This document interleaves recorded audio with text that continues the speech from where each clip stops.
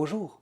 En septembre 2023, un puissant séisme a fait 3000 morts dans le Haut-Atlas marocain.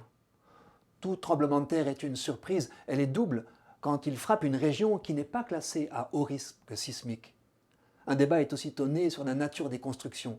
Le bilan d'un séisme est lié à leur résistance. Deux tremblements de terre de même intensité peuvent faire des milliers de victimes dans un pays et une poignée au Japon, où les normes parasismiques assurent la cohésion et la souplesse des bâtiments.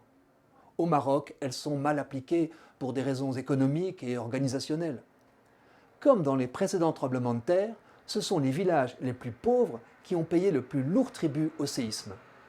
Les immeubles des villes semblent avoir mieux résisté que les maisons basses de ces villages.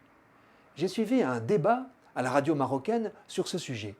Un intervenant mettait en cause la construction traditionnelle en pisé, ces briques de terre crue avec lesquelles nombre de maisons sont encore faites.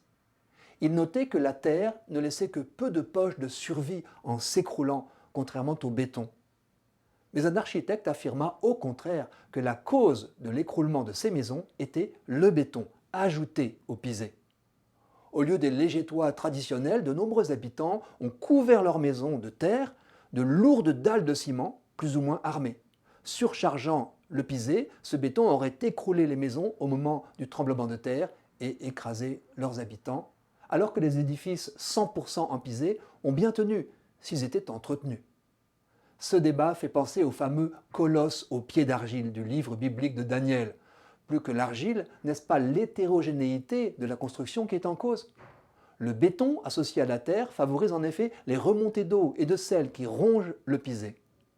J'ai entendu des experts se désoler en constatant qu'au Maroc se répand l'idée que le béton est moderne et la terre ringarde.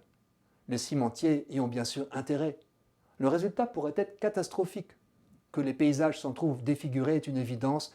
Il suffit de voir comment se reconstruit la zone sinistrée en parpaing et béton armé.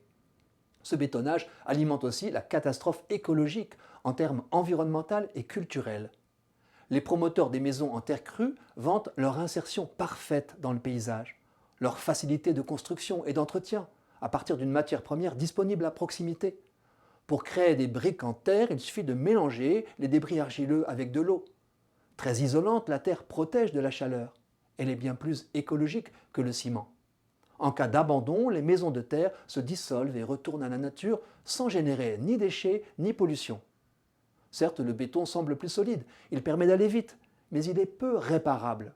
Comme partout ailleurs, la facilité, la vitesse et la pollution risquent de l'emporter sur le beau, le durable et le propre. Heureusement, nombre d'architectes contemporains redécouvrent les vertus de la terre comme matériau de construction. Écoles, immeubles, églises. Partout dans le monde, ils prouvent aujourd'hui que l'on peut construire solidement et grand sans ciment, grâce à la terre. C'est au moins une bonne nouvelle.